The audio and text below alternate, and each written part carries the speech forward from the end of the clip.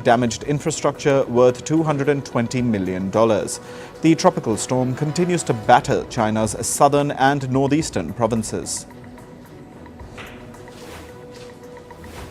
Meanwhile, floods have severely impacted displacement camps. Firstpost reports from the world's second largest continent. Hello, I'm Alison Lagrange. A very warm welcome from Durban, South Africa. We get you the news and the newsmakers from Africa. From elections to climate change to innovations and opportunities. As the world's attention shifts, we report from Africa, the heart of the global south. Join me every weekday live on Firstpost.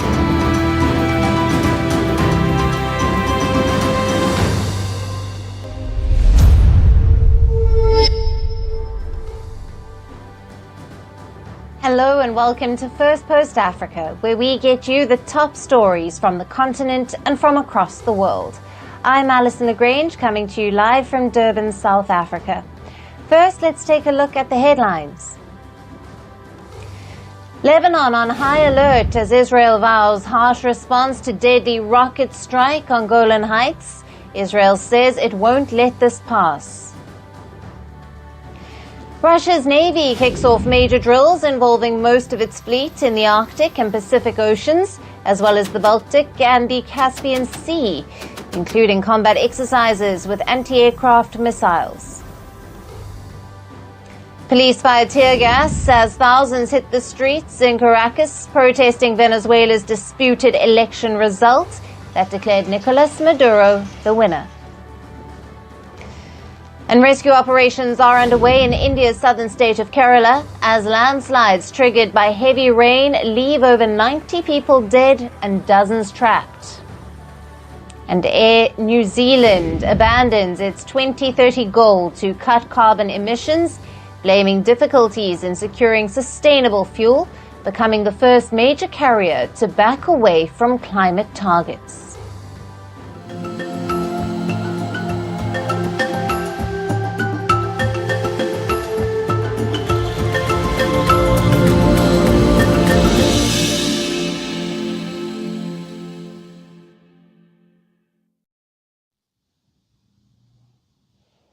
Hello and welcome. We start with the biggest story in Africa today that comes from Mali. As the Russia-Ukraine war drags on in the heart of Europe, its tremors are being felt all the way in Western Africa. Last week, Russian fighters suffered their biggest battleground losses yet in Africa at the hands of separatist rebels in Mali. And now Ukraine says it played a key role in it. Ukraine has claimed involvement in the big Russian defeat in Africa. The Ukrainian Military Intelligence Service says it provided Mali rebels with the necessary information. Ukraine's intelligence has called it a successful military operation against Russian war criminals. Ukraine has not said whether its personnel were involved in the fighting or present in the country. Ukrainian officials restrained from providing any more details on their operation, but have said that more will be revealed later. Meanwhile, Ukrainian media outlet Kiev Post also put up a picture showing Mali rebels holding Ukraine's flag as they claimed victory.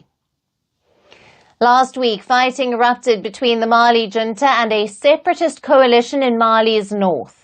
Mali Junta was fighting the rebels alongside allied Russia's Wagner group in a fierce battle that went on for 4 days. However, both Junta and Wagner group have now admitted that they have suffered heavy losses after the intense battle. They were fighting the separatist coalition named the CSP-PSD Alliance. The coalition consists of mainly Tuareg ethnic rebels who have been fighting for independence from Mali since 2012. On Sunday, they claimed the major victory over the Mali junta and its Russian allies. The rebels said their enemies had surrendered and fled the area, while many of their fighters were taken prisoner. While no official death toll has been put out, the Malian army has said it suffered a large number of deaths. Russia's Wagner mercenary group, also known as Africa Corps, has said that it suffered severe losses, including a commander. A pro-Kremlin media outlet has reported that at least 20 Wagner fighters have been killed. However, some sources have put the Russian death toll up to 80. If true, Russian losses in Mali would be its heaviest outside Ukraine since 2018, when up to 200 fighters were killed during a clash with US forces in Syria. Now, Russia's Wagner Group has been operating in Mali since 2021, after the country's pro-Western president was toppled in a military coup. They have been training and fighting along the armies against Islamists and other insurgents, and the ruling junta has sought closer ties with Moscow and has also received Russian weapons supplies.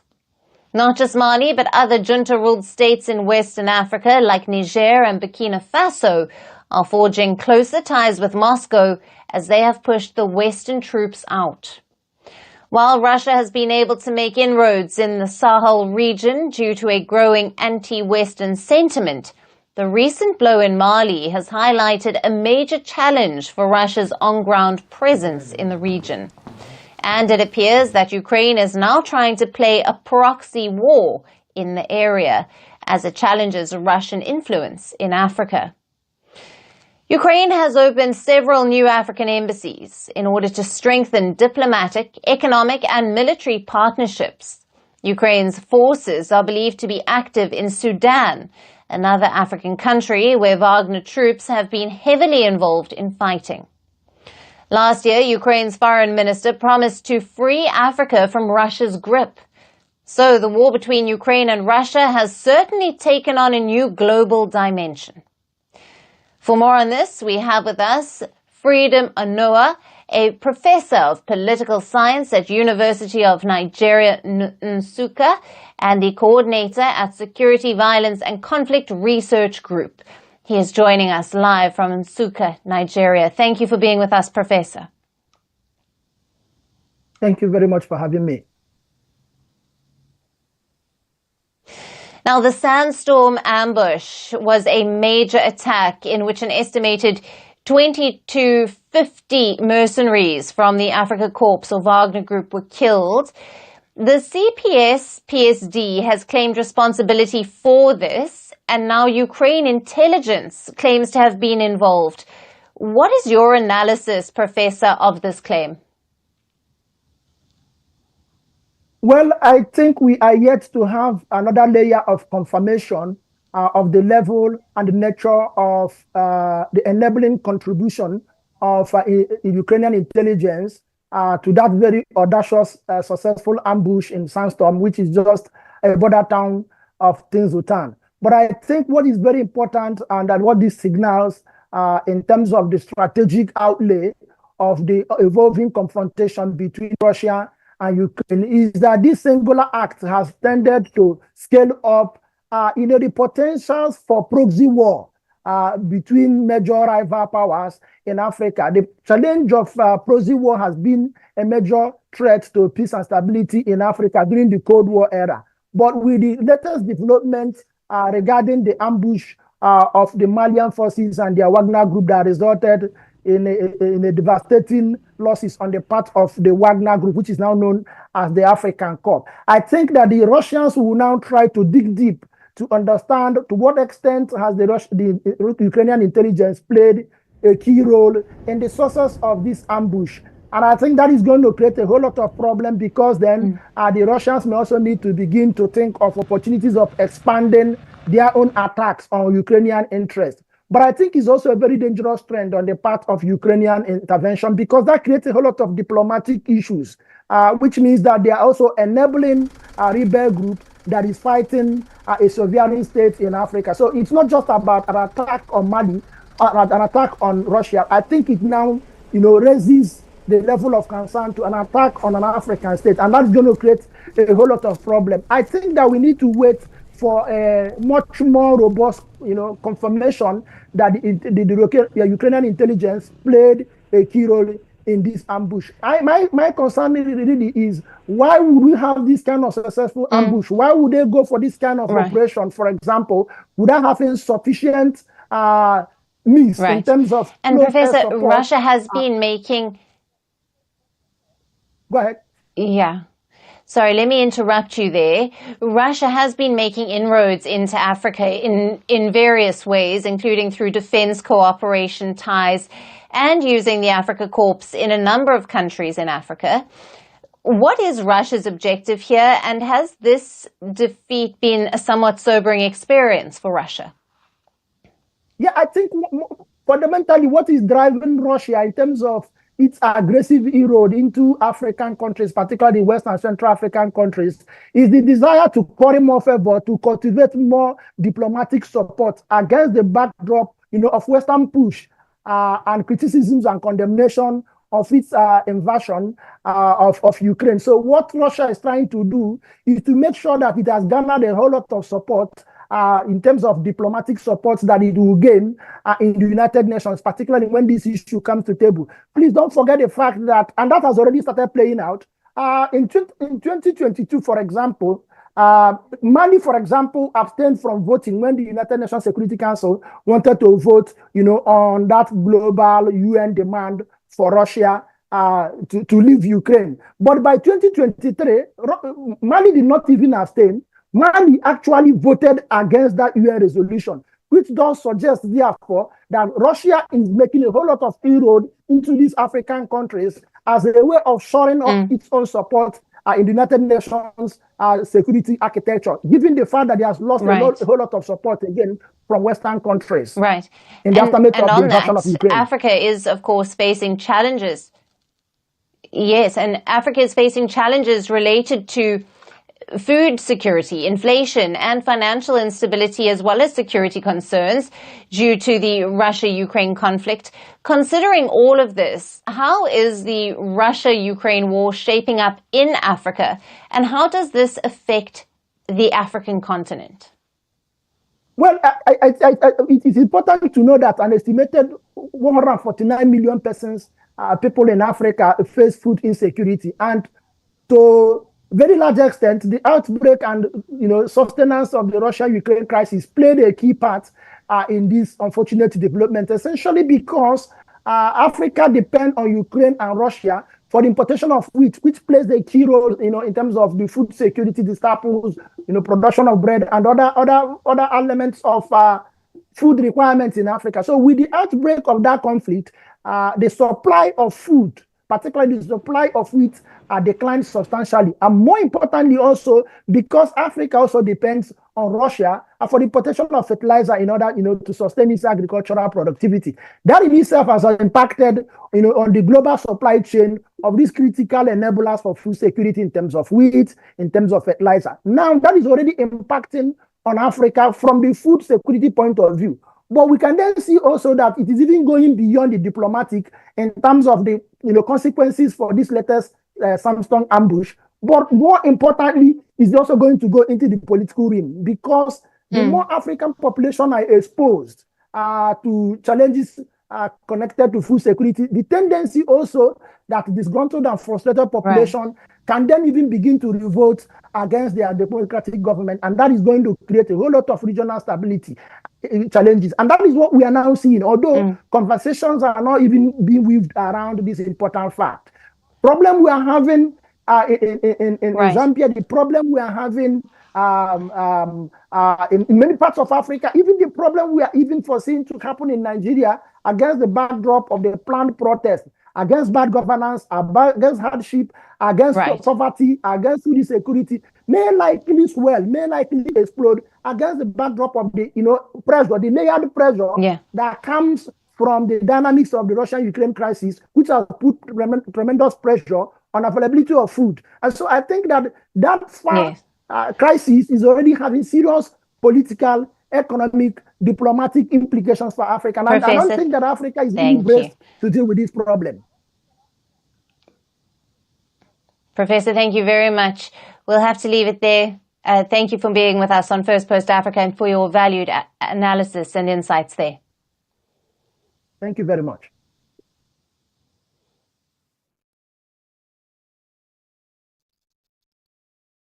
And now shifting focus to Uganda, where several opposition members have been charged with terrorism. A magistrates' court in Kampala has charged 36 opposition party members with terrorism-related offences following their deportation from Kenya. Those charged were affiliated with the Forum for Democratic Change, or the FDC, one of Uganda's major opposition parties. As per their lawyers, they had travelled to Kenya's western city of Kisumu to attend a seminar aimed at improving young leaders' leadership and communication skills. But they were detained by Kenyan authorities and then deported to Uganda. The prosecution alleges that they had travelled to Kenya with the intent of providing or receiving terrorism training. As per the Ugandan police, these persons were engaged with covert activities that are suspected to be subversive. The police added that they are closely collaborating with their Kenyan counterparts for investigation without giving any more details. But the opposition members have denied the charges. They have called it a witch hunt and abuse of power. They have labelled the charges as ridiculous. These people were kidnapped from Kenya because the forces from Uganda illegally crossed the borders and carried out an illegal arrest, which in our own assessment and understanding amounted to a kidnap because it was not a lawful arrest. So you cannot kidnap people. I want to sum it up this way. You cannot kidnap people from Kenya and try them in Uganda. It's not possible. Now, the case comes amid youth-led anti-government protests in both Uganda and Kenya. Police in Uganda arrested at least 104 people during the protest against corruption this week. These protesters have been inspired by widespread rallies against the William Ruto government in neighbouring Kenya, which have been ongoing for over a month. Uganda's President, Yoweri Museveni, who has ruled with an iron fist for almost 4 decades, had warned the demonstrators that they were playing with fire if they went ahead despite a police ban. However, protesters did defy the ban and showed up on the streets in large numbers. As per reports, additional rallies are being planned by the protesters while the security remains on alert.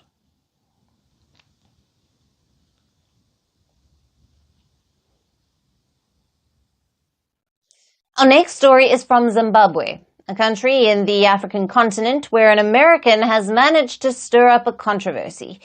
It is the comedian and actor Tiffany Haddish, the artist who seems to have a knack for landing herself in hot water, and this time she sparked a firestorm all the way from Harare in Zimbabwe, where her recent TikTok escapade has raised more than a few eyebrows. The video that you see on your screen shows Haddish strolling through a supermarket in Zimbabwe's capital, expressing shock and awe at the sight of groceries. The funny woman, known for her sharp wit and candid humor, seemed genuinely flabbergasted to find a humongous, fully stocked grocery store in Africa. This just didn't end here. She gawked at organic strawberries and sugarcane as if she'd stumbled upon an oasis in the desert.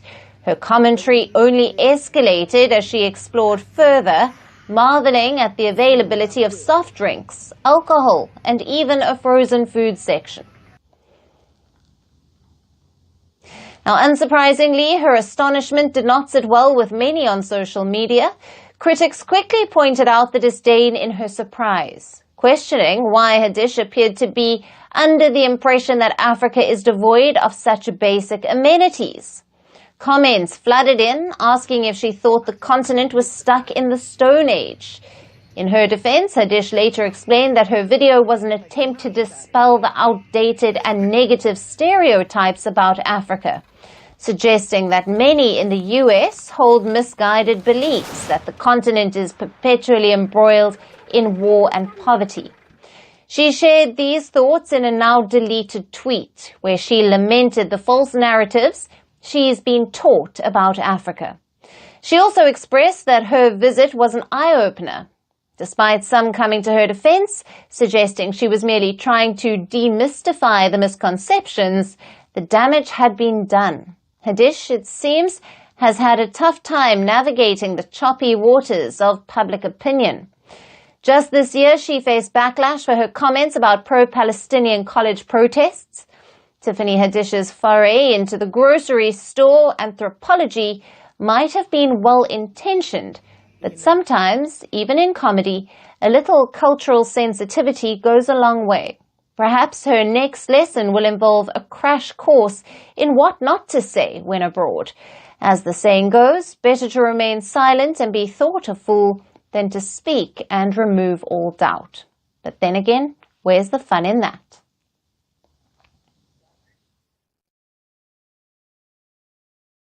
And with that, we've come to the end of this edition of First Post Africa. Thank you for being with us, and stay tuned to First Post.